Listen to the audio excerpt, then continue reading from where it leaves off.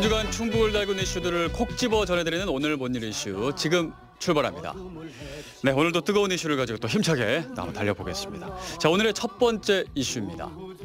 처음 학교로 전면 시행, 보완할 점은입니다. 네, 도내 국공유치원과 사립유치원 등 모든 유치원이 참여한 온라인 유치원 입학관리 시스템이죠. 처음 학교로가 지난달에 전면적으로 시행이 됐습니다.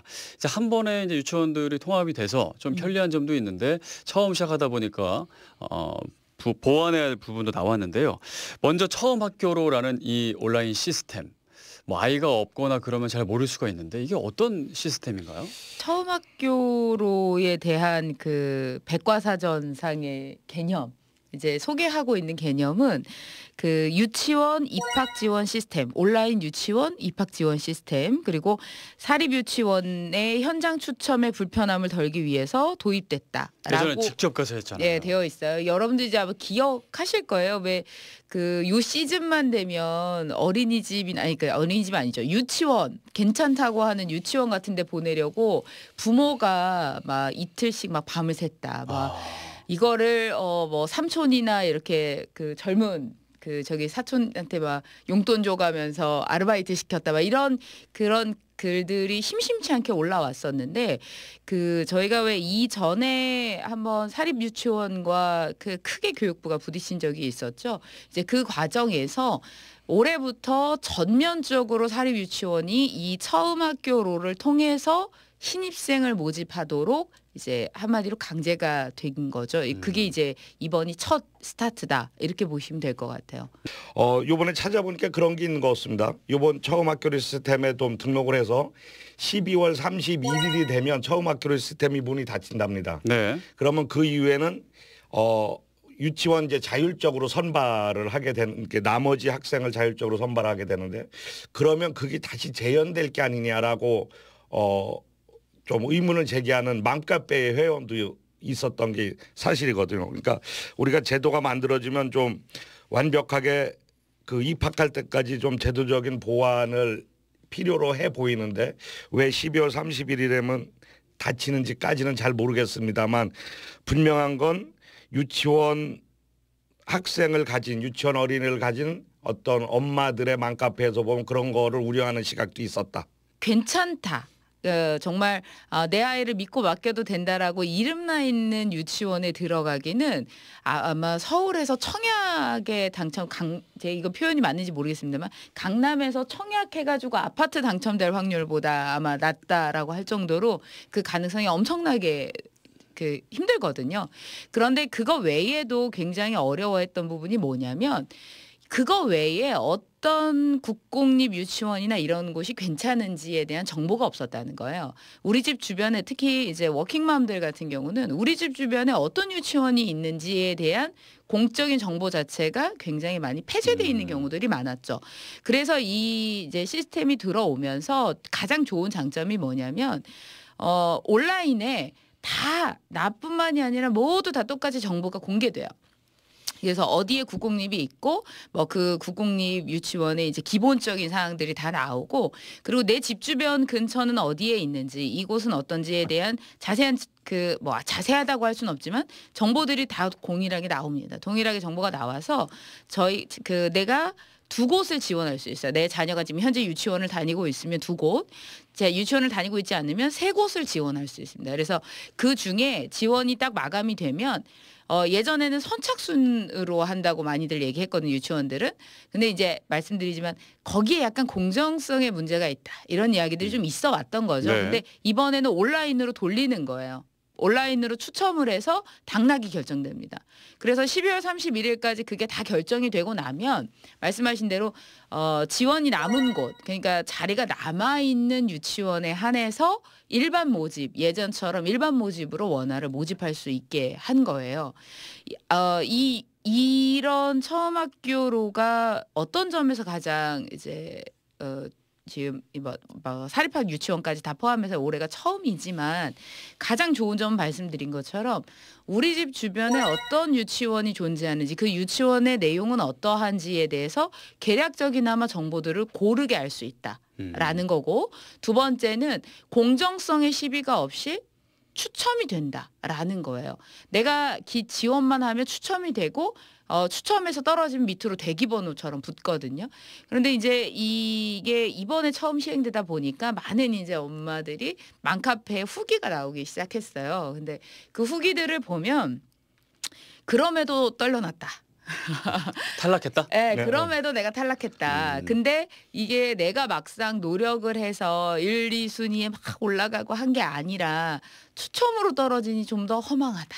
네, 그런 표현도 있고 근데 예전에도 추첨이었잖아요. 아니죠. 이제 예전에는 보통 이제 선착순이었던 거죠. 아, 그래서 밤샘. 뽑기였죠. 뽑기. 그러니까 예전에는 네. 선착순으로 샥 이렇게 했던 건데 이번에는 노력을 내가 막 이렇게 하지 않아도 이제 그 안에서 딱 당첨이 되면 좋았겠지만 내가 들어갔는데도 그러니까 지원을 했음에도 당첨에서 밀려난 부분이 되게 아쉽다라는 부분도 있고 또 한 부분은 된 사람들은 너무 만족스러워하는 거죠. 이제 과거처럼 내가 어떤 내 개인적인 워킹맘이라든가 그렇게 줄을 설 수 없는 사정에 있는 사람들이 내가 그러지 않아도 아이를 보낼 수 있는 시스템이 갖춰진 것이 너무 좋다라고 공정하게. 있다 이렇게 하는 것도 있고 또 그 아까 말씀하신 것처럼 이 시스템 자체가 사립 유치원을 포함해서는 올해가 처음이잖아요. 이거 완전히 전면적으로 전면적으로. 하는 게 처음이거든요. 그래서 아직은 사실 무엇이 좋은 점이다, 무엇이 나쁜 점이다에 대한 개념은 아직 제가 봐서는 명확하게 나오진 않은 것 같아요. 다 주관적인 상황의 어떤 그것들인 것 같은데 현재 이제 이 처음 학교로와 관련돼서 저희가 심각히 고민해 봐야 되는 부분 중 하나가 사립 유치원들의 반발이에요. 그게 이제 목소리가 좀 나오고 있더라고요. 네, 맞습니다. 근데 저희가 기억하실 거예요. 얼마 전에 사립유치원들하고 교육부가 심하게 대립을 했다가 이 처음 학교로에 모두 다 들어오지 않으면 교육부에서도 이 지원금을 지원하지 않겠다라는 실제로 삭감하기도 했잖아요. 네, 그래서 그것 때문에 상당히 이제 반발이 있다가 이 처음 학교로가 시행된 거라 사실은 더 관심이 많아요. 사립 유치원들이 여기에 어떻게 반응할 것이냐. 그런데 이제 조금씩 이번에 첫 시행을 하고 나서 사립 유치원들은 이건 공정한 경기가 아니다. 우리들은 당연히 학부모 부담금이 훨씬 더 많은 유치원들인데 이걸 그냥 평면에다 놓고 우리를 경쟁을 시키면 어떡하냐. 이런 이제 목소리들이 조금씩 나오면서 과연 이 올해 이 교육에 대한 이 시스템이 마감이 되고 났을 때 사립 유치원 쪽에서는 과연 이제 어떤 반응을 또 보일 것이냐. 네. 이걸 좀 고민해 봐야 돼요. 주제에 약간 벗어나긴 합니다만 제가 자료를 보다 보니까 지금 사립학교법 때문에 가장 문제가 됐던 게 동탄이잖아요. 그렇죠. 그런데 동탄에서는 사립학교가 문제되고 사립학교에서 가장 큰 문제가 뭐였었습니까? 그 횡령이었었잖아요. 뭐 닭 한 마리를 삶아서 한 20명의 학생들에게 국물로다가 뭐 주고 계란 하나에. 계란 하나 것도 있고 오병이어의 기적이라고. 네, 뭐 이런 게 나왔었는데 동탄에서는 사회적 협동조합을 만들어서 유치원 학부모들이 본인들이 그 이사장을 하고 선생들을 뽑아서 그 유치원을 가동하는 걸 실험을 했는데 거기서 그분들이 총 비용을 따지니까 자기들은 냈던 거에 반뿐이 안 든다는 거예요, 돈이. 그것도 선생님들한테도 충분히 급여를 주고 먹는 것도 유기농으로 아주 확실하게 하는데도 불구하고 그래서 이게 뭔가 문제가 있는 것 같아서 질의를 할 만큼 이랬다고 합니다. 그런데 아무튼 그런 걸 보면 우리 사립학교 사립 유치원 측에서도 우리 조금 더 처음 학교로라는 의미가 뭡니까? 이제 공교육에 처음으로 편입되는 거잖아요. 그래서 공공성을 담보하는 부분이 있으니까 좀 더 공공성 처음으로 시작하는 아이들에게 그러고 학부모들에게 공공성에 관한 접근으로 좀 우리 교육의 신뢰성을 높여가는 계기가 됐으면 좋겠습니다. 힘차게 달려라 은하철도 999 힘차게 달려라 은하철도 999 은하철도 999. 자, 두 번째 이슈로 가겠습니다. 올해의 법관 평가입니다. 네, 매년 연말이면 충북 변호사회에서 충북 지역의 법관, 그러니까 판사들이죠. 이 판사들을 평가해서 발표하는데요. 올해도 결과가 나왔죠. 나왔죠. 아무래도 또 이 네. 권호주 변호사님께서 잘 아실 것 같습니다. 저희 변호사들한테는 이제 가장 큰 관심거리죠. 이제 어떻게 말하자면 그 연예인들 연예대상 하듯이 1년을 마감하는 예, 뭐 어떤 그런 평가이기도 하고 공정성을 좀 더 기하기 위해서 단순히 다른 변호사나 다른 사람의 경험을 들은 게 아니라 직접적으로 그 재판에 참여했음을 확인하기 위해서 그 재판부에서 어떤 재판을 했는지까지 기재하도록 이번에는 시스템을 갖추었는데요. 물론 이것은 전부 다 공개되지는 않는 비밀입니다. 다만 이제 객관성을 담보하기 위한 하나의 방법이고요.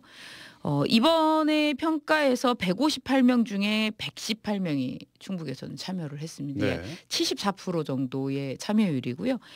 이번 그 평균 점수인데 이 평균 점수를 내매 있어서도 너무 그 법관에 대한 평가가 없는 것들은 제외를 했습니다. 그래서 청주재판부 소속 법관에 대해서는 15건 이상의 어떤 기재가 있는 경우에만 점수를 했고 충주지원 같은 경우는 7건, 그다음에 제천 영동 같은 경우는 아무래도 적기 때문에 변호사 수가 적어서 5건 이상의 평가서가 접수된 경우를 유효평가로 평가를 했다고 해요. 평균 점수가 84.21입니다. 높은 거예요? 낮은 거예요? 글쎄요. 이게 매년 조금씩 다른데요. 이걸 단순히 이 점수 가지고 높다 낮다고 말씀을 못 드리는데 안타까운 건 매년 낮아진다는 거예요. 그러니까 아니 이게 제가 자료를 보니까 이게 2015년도에는 91점 얼마가 나왔는데 이번에는 84점 얼마가 나오고 지속적으로 낮아지고 있는 경향이 있는 게 좀 안타깝게 보였어요. 사실은 그 나름대로 그 법원에서 법관들의 어떤 무소불위의 권력, 그게 시민 옆으로 다가가고 국민참여재판이 제가 신설되면서 국민 옆으로 더 가까이 다가가려고 노력하고 있는 게 현재 눈으로 보이고 있는 부분인데 직접 전문가인 변호사들이 느끼는 부분은 그때보다는 약간 하락하고 있는 부분이다라고 하는 게 약간 아이러니하기도 했고요. 네. 또 이 사실은 아직까지도 이렇게 나쁜 선례를 제가 언론에 이렇게 봤더니 그 소송의 승패를 아주 미리 예단을 하는 경우, 그리고 또 법관들이 그럴 리는 없을 거라고 생각하는데 그 막말을 그 재판을 하면서 하신다고 하네요. 막말을 하는 거고, 그리고 고압적인 태도를 보이는 경우, 그리고 어떤 본인들의 잘못된 그 기일 지정으로 재판이 연기되게 하는 부분, 이런 것들이 드러났다고 하는데 이런 부분에 대한 제도적인 개선이 필요하지 않을까. 이런 제도적인 개선이 필요하려고 하면 결국은 통제받지 않는 권력에 대한 어떤 상호 보완할 수 있는 새로운 권력이 나와야 될 거고, 통제받지 않는 권력에 대한 지금 이야기한 어떤 공수처나 뭐 이런 부분이 좀 새롭게 이야기가 되지 않을까, 뭐 이런 생각을 잠깐 저도 자료를 보면서 해봤습니다. 저는 사실 평가에 대해서 조금 다른 말씀을 좀 드리고 싶은 게, 점수가 매년 조금씩 떨어지는 건 사실 전체적으로 법관들의 태도가 나빠졌다라고 평가할 수는 없다고 봐요. 왜냐하면 처음에 이 법관 평가가 처음 시작됐을 땐 변호사님들도 함부로 평가를 못하겠다. 약간 눈치를. 호되게 못하겠다. 이런 생각이 있었던 거예요. 그래서 약간 이게 처음이니까 나만 너무 점수를 낮게 주면 안 되는데 이런 마음이 사실 작용한 게 맞습니다. 그래서 어떻게 생각하면 이 매년 점수가 몇 점이냐인 것보다 어떤 이제 나쁜 사례들이 객관적으로 나오느냐, 그리고 어떤 우수 사례들이 나오느냐인데, 한 가지 꼭 말씀드리고 싶은 부분은 이제 저희가 이 법관 평가를 수년간 해오면서 법원에 굉장히 감사하다는 표현은 이상합니다만 감사하다고 느끼는 면이 있어요. 충북 이 청주지방법원은 특히나 이 법관 평가에 대해서 굉장히 수용적인 태도를 보이고 있습니다. 이게 매 그러니까 법원들마다 약간씩 차이가 있거든요. 그런데 이 법관 평가에 대해서 저희가 평가를 해서 법원에 보내는데 객관적인 자료들을 전부 다 기재해서 보냅니다. 그런데 이 자료에 대해서 법원 내부에서 굉장히 자성을 해야겠다라는 생각을 많이 하고 있고, 사실 실제로 굉장히 하위 법관으로 어느 해 평가된 법원의 이제 판사님이 그 다음에는 굉장히 노력하는 모습을 보이는 경우들도 종종 있어요. 영향을 주네요. 그렇습니다. 그렇군요. 그러니까 내부적으로 스스로 계속 자성을 하시는 게 저희들도 보이기 때문에 사실 이 법관 평가에 대해서 저희가 굉장히 더욱더 열심히 하는 경향이 있고 더욱더 객관화하고자 노력하는 경향이 있거든요. 이번에 우수법관으로 뽑히신 분이 상당히 많으신데 이제 9분이 우수법관으로 뽑혔거든요. 근데 이 9분의 우수법관의 그 노미네이트 되신 분들이요. 연속으로 노미네이트 되신 분들도 있어요. 네. 전해에 이어서. 그만큼 이런 문화에 대해서 굉장히 본인들도 노력하고 있으심이 보여집니다. 어떤 부분을 잘한 거예요? 가장 중요한 건 그 재판을 하는 과정 중에 예단을 보이지 않는다는 게 가장 사실은 높은 점수를 많이 얻습니다. 그리고 예를 들어서 예단을 보인다는 거는 뭐 피고 딱 봐도 안 될 것 같은데 이거 좀 아니지 않아요? 이런 거라든가 아니면 누가 봐도 어느 한쪽에게 너무 많은 치우쳐서. 주장을 하게 하는 이런 것들이 이제 느껴지는 거죠. 그런데 이런 표현들이 굉장히 공정하고 그리고 충분히 그 재판 기일에 보면 이분이 충분히 이 재판을 전부 다 기록들을 낸 서면들을 증거들을 다 보았구나. 다 이해하고 있구나라는 충분한 느낌을 주는 거죠. 이게 변호사들뿐만 아니라 당사자들과 이야기를 해봐도 같은 평가가 나옵니다. 그런 걸 보면 이런 이제 어떤 업무 태도들이 굉장히 좋은 점수를 받고 좋은 이제 막 그 어떤 표현하자면 나이스한 표현들 있잖아요. 그런 표현들은 사실 감정적이거나 나이스한 표현들은 사실 많이 하지 않습니다. 그러나 굉장히 예의 바르고 공손한 태도들을 보이셔서 그 진행만으로도 사건의 결과가 아닌 진행만으로도 굉장히 신뢰성을 갖게. 그러니까 저는 그 재판장 분위기를 잘 모르기 때문에 근데 그 재판관 그러니까 판사들이 좀 고압적인 말투나 태도 이런 것들이 많아요. 많죠. 직접 뭐 어떻게 직접 경험한 건 경험한 있나요? 것들이야 뭐 말하기는 조금 아니 뭐 어떤 분을 특정하는 건 아니니까 뭐 네. 말을 하자면 설명을 하고자 할 때 됐고요.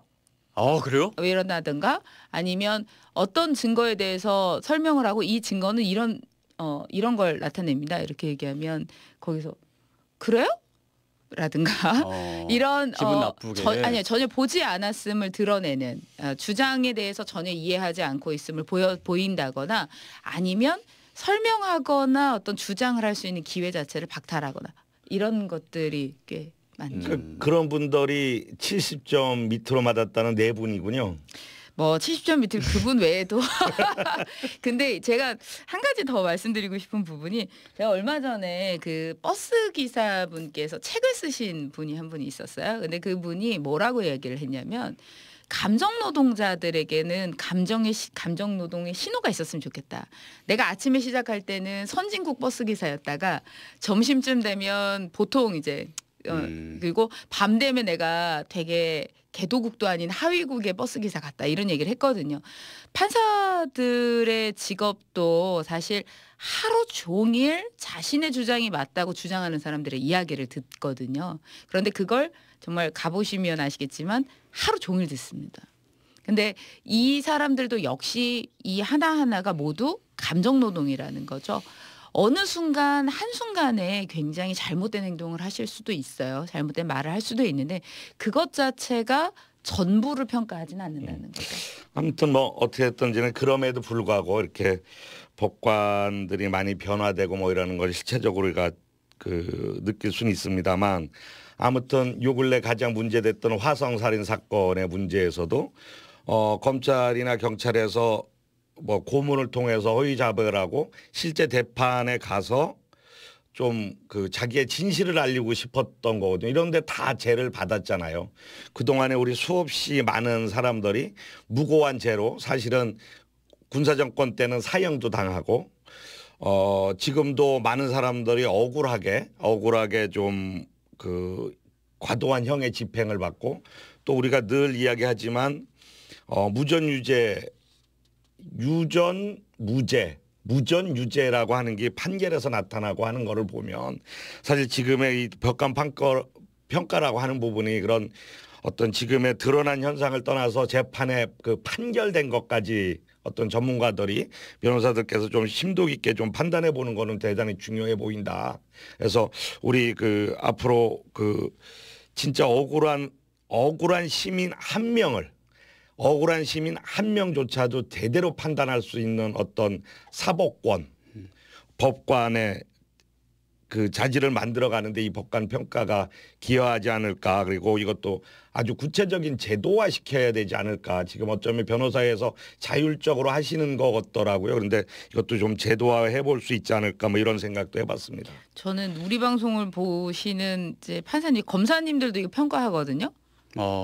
검사 평가도 있어요. 이게 이제 법원 평가가 굉장히 반응이 좋으니까 검사 평가도 지금 이제 저희 변협에서 하고 있는데, 이 방송을 보시는 판검사님들한테 진짜 하고 싶은 얘기가 뭐냐면, 일반인들이나 변호사들은 승패를 중요시하고 있는 게 아니라는 거예요. 이걸 하는 가장 큰 이유는 그 과정에서 내가 공정하게 그 경기에 참여하고 있구나를 느끼고자 하는 거예요.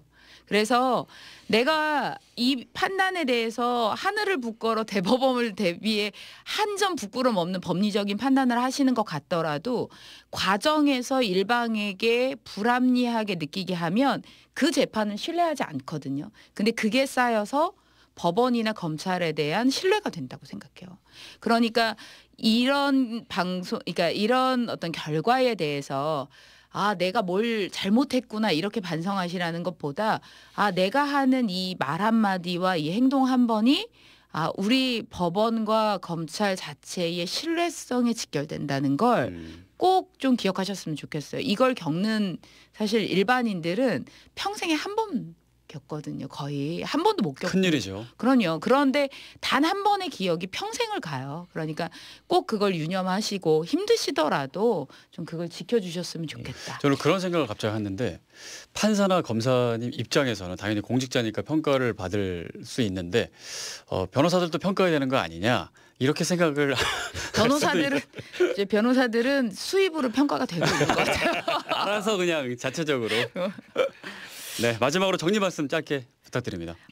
이 참여하신 우리 변호사님들께서도 이제 정말 수고하셨고, 이걸 하신 우리 변호사 집행부도 정말 고생하셨는데요. 이 결과가 내년에는 이제 하이법관으로 노미네이트 되신 분이 오픈은 안 되지만 이분들이 내년에는 좀 다른 모습을 보여주셔서 역시 믿을 만한 법원이야라는 신뢰성을 좀 더 담보할 수 있었으면 좋겠다, 이렇습니다. 네. 뭐 아직 그 검찰 가서 조사를 받아보지 않고 판을 받아보지 않아서 이 느낌은 좀 부족합니다. 그렇지만 그 언론지상을 통해서 언론지상을 통해서 바라봤던 곳은, 그곳은 너무나 어렵고 힘든 곳이다. 그리고 뭐 잘 아시다시피 조사를 받다가 자살하기도 하고요. 이게 누구의 책임인지 아니면 죄를 없애려고 하는 것인지는 잘 모르겠습니다만, 그곳은 대개 고압적이고 무서운 곳이고 무소불위의 권력을 가진 곳이라고 합니다. 지금 계속 이야기되고 있는 부분은 통제받지 않는 권력은 부정의 끝으로 갈 수뿐이 없다라고 합니다. 우리가 사회적인 제도적으로다가 이 부정으로 달려가는 마찰을 좀 막을 수 있는 법과 제도의 정비, 그리고 어떤 사회적으로다 공정성을 만들어가는 어떤 시민의식, 이게 필요하다고 보여집니다. 네, 알겠습니다. 오늘 본 일 이슈, 다음 주에는 더 뜨거운 이슈로 찾아뵙겠습니다. 고맙습니다.